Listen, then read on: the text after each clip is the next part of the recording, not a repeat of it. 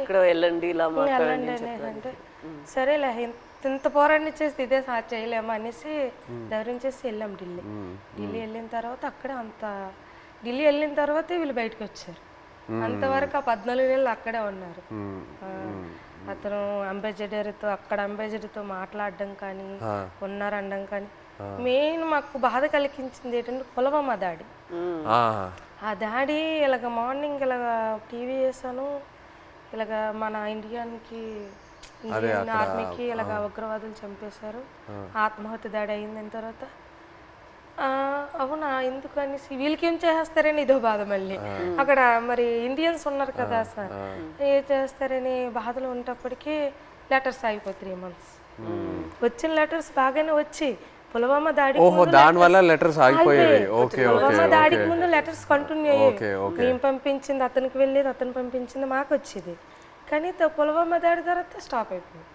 3 months వరకు ఒక్క letter రాలే. ఇంకా మాకు ఇంకా టెన్షన్ ఇంకా ఎక్కువైపోయింది, అదో బాధ అనేసి ఇలాగా మరి ఇంకా లేదు ఉండొద్దు ఎక్కడ ఢిల్లీ వెళ్ళిపోతాం అనుకుని అందరం 22 ఉమెన్స్ అందరూ ఇంకా లేదు పదండి అనేసి 22 మంది వెళ్ళిపోదాం. లేదు ఇంత మా ఓన్ డబ్బులు అనుకొని పదండి అనేసి ముందడుగు వేస్తాం అంతే. ముందడుగు వేసుకొని వెళ్ళిపోయాం అంతే. వచ్చిందో రాందో వెళ్ళాం. అక్కడికి వెళ్ళిన తర్వాత విదేశాంగ మంత్రికి కల్పించారు. ఇంగ్లీష్ రాదు కదా, ఏదో మా తెలిసిన భాషలు అంటే అతను మా కన్నీళ్ళు దుక్కు చూసి అతనికి అర్థమైపోయింది అనమాట. ఓ ఇంత బాధపడుతున్నారని ఏడుస్తాను. మా ఆవేదన చెప్తూ మా కళ్ళని నీరు వచ్చేస్తుంది. అది చూసి పాపం అతను తట్టుకోలేకపోయారు. వెంటనే ఫోన్ పాకిస్తాన్కి చేశారు. మన ఇండియా అంబాసిడర్ చేసిన తర్వాత పర్లేదు ఉన్నారు, ఇలాగ వస్తారు అని చెప్పారు. జనవరి కల్లా వచ్చేస్తారు అన్నారు. మా దగ్గర చెప్పారు జనవరి కల్లా వచ్చేస్తారు, రాకపోతే మీకే పాకిస్తాన్ నేను తీసుకెళ్తాను, నేను భరోసా ఇస్తానని మాట ఇచ్చిన తర్వాత అప్పుడు ఇంకా హ్యాపీ అంతే. అతను ఎన్నట్టు జనవరి కల్లా మాకు ఫస్ట్ కల్లా అక్కడి నుంచి లిస్ట్ వస్తుంది అనమాట. గనగల రామారావుకి వాళ్ళ భాష వేరే కదా సార్, గనగల రామ గుణగల్ల రామారావు, కేసుమర్రికి కసమర్రయ్య అన్నట్టు సార్. ఆ లిస్ట్ కూడా రాంగ్ వచ్చింది అనమాట. గనగల రామారావుకి గంగల్ రామారావు. సో మీరు కన్ఫ్యూజ్ అయిపోయారా ఎవరు అక్కడ ఎవరు ఉన్నారు ఏంటి? సరేలే అది ఉర్దూ భాష కదా ఏమో ఇలాగ తెలుగు ఇలాగ రాశారేమో అని మాకు మేము ఆలోచించుకున్నా వచ్చేస్తారు అన్నట్టు. మీకు ఆ టైంలో ఎలా అనిపించింది? సడన్ గా భయం వేసింది. పేరు డిఫరెంట్గా ఉన్నప్పుడు 22 మందిలో 21 మంది వెళ్ళిపోయి నన్ను వదిలేస్తారేటని ఒక ఇది, వీళ్ళు కావాలని వాళ్ళకి రాస్తారేటో చెప్పలేం. పాకిస్తాన్ మీ పేరే తప్పేశారా?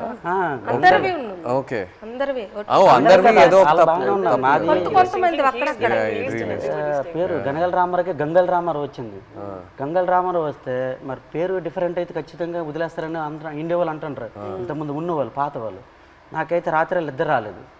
22 మందిలో 22 నా పేరు రాకపోతే నాకు వదిలేస్తే నాకు నిద్ర పట్టట్లేదు, తినాలనిపించట్లేదు. అప్పటికే 14-15 నెలలు అయిపోయింది, సంవత్సరం దాడిపోయింది. అప్పటికి ఇలాగ అయిపోయాను, సన్నంగా అయిపోయాను. వాళ్ళు ఏదో చపాతీలో అంటే ఏదో కలుపుతారంట అక్కడ జైల్లో. అదేదో మనకి ఏదో బరువు మోయాలని మోయలేమంట, ఆవేశం వచ్చేస్తుందంట. వాళ్ళు చెప్పిన మాటలే అప్పటికే సన్నంగా అయిపోయాను. తర్వాత నోటంటే కూడా బ్లడ్ వచ్చేస్తుంది. ఏమంటే టెస్టులు చేస్తే వేడి వల్ల అన్నారు, ప్రాబ్లం లేదంటే కొద్దిగా ఆపేయకుండా ఉన్నారు. అలాంటి చాలా భయం వేసేది. అలాగే పుల్వామా టైంలో మీరు అక్కడ ఒక కన్ఫ్యూషన్ లాగా ఏమైనా అయిపోయిందా మీకు? అయిపోయింది. మరి ఏదో వేరే సెల్లో పెట్టేవారంట అక్కడ, ఏదైనా బయట ప్రమాదం ఏదైనా జరిగితే. అంటే బీహార్ జైల్లో ఒక పాకిస్తాన్ ఖైదీకి ఇండియా వాడు చంపేశారని తెలిసింది మాకు. అక్కడ జైల్లో టీవీ ఉంది మాకు చూస్తుండగా. చంపేస్తే మాకు తెలీదు. మాకు 4 రూమ్లలో అందరికి ఒక్క రూమ్లో బంధించేస్తుంటారు. బ్యాగులకి నైన్గా పట్టుకొని ఒక రూమ్లో తీసుకెళ్ళి ఇంకోటి బాంబే చేస్తారు, మనం చంపేస్తారని అంటాడు ఇంకొకడు. చాలా భయం వేసేస్తుంది.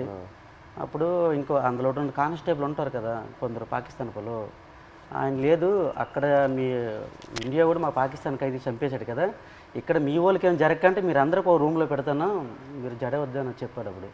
అప్పుడు కొద్దిగా గూపులో పీల్చుకున్నాం.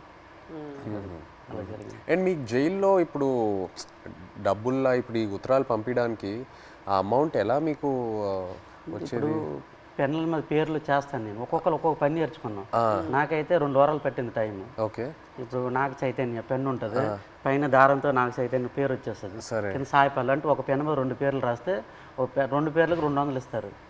ఒక్క పేరు అయితే 100 రూపాయలు ఇస్తారు. అలాగా అలాగ రోజుకి 5-6 పెన్నులు అలా చేసేవాడిని.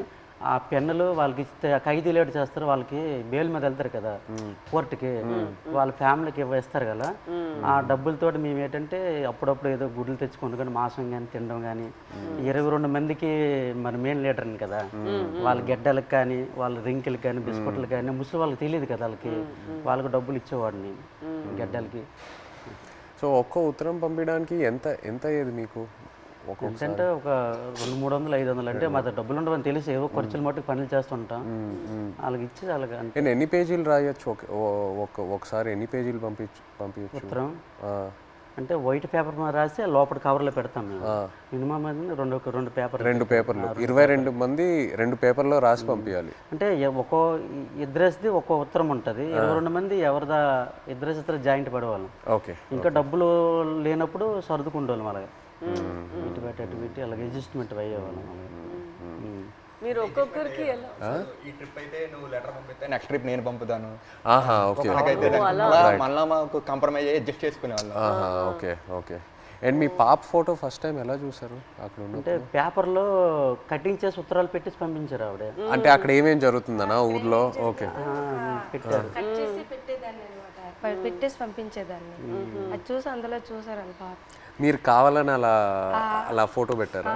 అంటే ఫోటో కావాలనే కాదు, చూడు ఇలాగ ధర్నా చేస్తున్నాం, మీరు భయపడకండి, ధైర్యంగా ఉండండి, మీకు తీసుకొచ్చే బాధ్యత మాదనేసి ఒక ధైర్యం చెబుతూ ఒక లెటర్ రాసేవారు.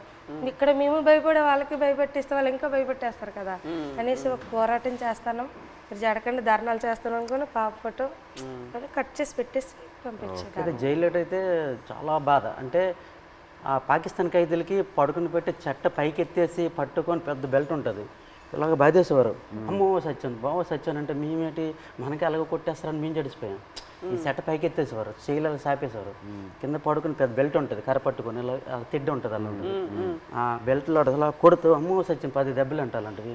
మనకి ఇండియా వాళ్ళు కూడా అలాగే కొడతాను జడిసిపోయాం. ఫస్ట్లో మేము వెళ్ళేటప్పటికి మొక్కలకి నీళ్ళు పోస్తుంటాం కదా, ఆ పక్కన వాళ్ళకి అది ఏం చేసాడో మనకు తెలీదు, అలా కొడుతుంటే అలాగే మనకి కూడా కొట్టేస్తారని భయం వేస్తుంది ఫస్ట్లో. వాళ్ళు అన్నారు మీకు ఇలాగ కొట్టరు, మీరు ఇంకా 1-2 సార్లు తప్పులు చేస్తే మీకు కొడతారు. తప్పులు అంటే జైల్లో కానీ మా 22 మందిలో కానీ, ఇంకా గుజరాత్లో ఉన్నారు ఇండియా వాళ్ళు కదా, ఏ బాత్రూమ్ దగ్గర కానీ బట్టలు ఉతుక్కున్నప్పుడు కానీ మనలో మనం కొట్టుకుంటే ఒకసారి కుదిరేసి రెండోసారికి గడికి ఒక మనిషి 3 తప్పులు చేస్తే మీకు కూడా అలాగే పడుతుంది. అంటే అప్పటి నుంచి గొడవలు కూడా బాత్రూమ్ దగ్గర అలాగే అడ్జస్ట్మెంట్ అయిపోవాలి మేము, అలాగే అలా కొట్టేస్తారు రిటర్న్. మీరు ఒక్కొక్కరికి ఎలా సమాధానం చెప్తారు అక్కడ ఎన్ని రోజులు ఉన్నప్పుడు? ఎలా మీరు సమాధానం ఏంటి? తిట్టేవారు కూడా 22 మంది ఉన్నాం, నీ వాళ్ళని ఇలా జరిగింది, మా డ్రైవర్లు కూడా నీ వెంట వచ్చారు. అంటే ఇంతకు ముందు ఇతనికి యాట్లో గనగల రామారావు పాకిస్తాన్ వైపు ఎక్కి యాడ్ చేసేవారు, బోర్డర్ దగ్గరలో ఇతని వల్ల దొరికిపోయారు అనేసి ఒక బ్యాడ్ నేమ్ మీద వస్తుంది ఇతనికి. ఇతను అది దృష్టిలో పెట్టుకుని భోజనం సరిగ్గా చేసేవారు కదట అక్కడ. పెళ్ళి అవును కుర్రోలు కూడా నాకు పెళ్ళి అవ్వకుండా కూడా మీరు చేస్తారు, నేనిండా మేము దొరికిపోయాం అని అనేవారు. ఒక్కొక్క బాధలో ఉండేది. తప్పదు మరి, జరిగిపోయింది చాలా బాధ.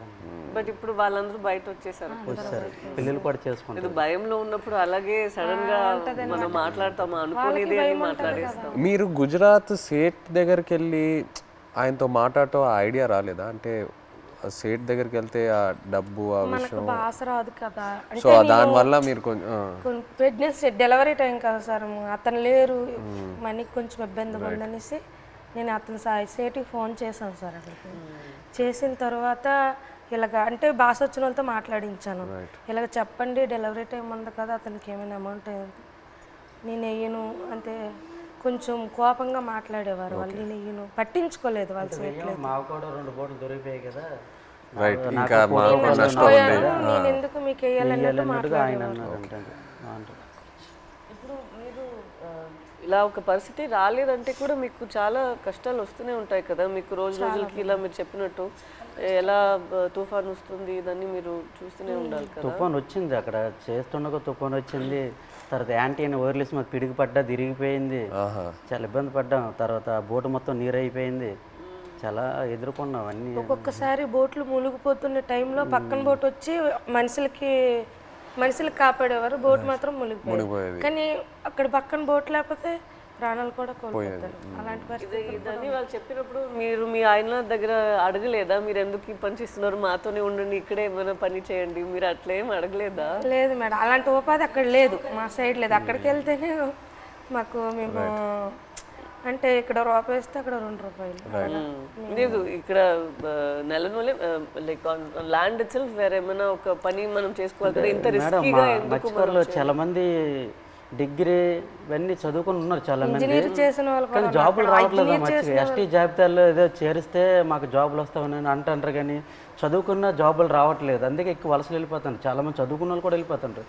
వీళ్ళ అబ్బాయి కూడా చదువుకుంటారు. చాలా మంది డిగ్రీలు ఇంటర్లు చదువుకున్న జాబులు రాక వెళ్ళిపోతుంటారు. మా మధ్యకి ఎస్టీ జాబితాలో చేరిస్తేనే ఆ జాబులు వస్తావంటే దానికోసం ప్రయత్నిస్తాను, కానీ ఇక ఎవరు సరిగ్గా పట్టించుకోవట్లేదు. ఎందుకు మాకు జాబులు రావట్లేదు అర్థం కావట్లేదు. సో మీరు శ్రీకాకుళం నుంచి లెటర్స్ పంపిద్దాం అనుకున్నారు కదా పాకిస్తాన్కి, అప్పుడు జైల్లో ఉన్నప్పుడు. అప్పుడు ఇక్కడి నుంచి లెటర్లు పంపించడానికి ఏదైనా ఇబ్బంది ఉండిందా? ఇబ్బంది ఉంది.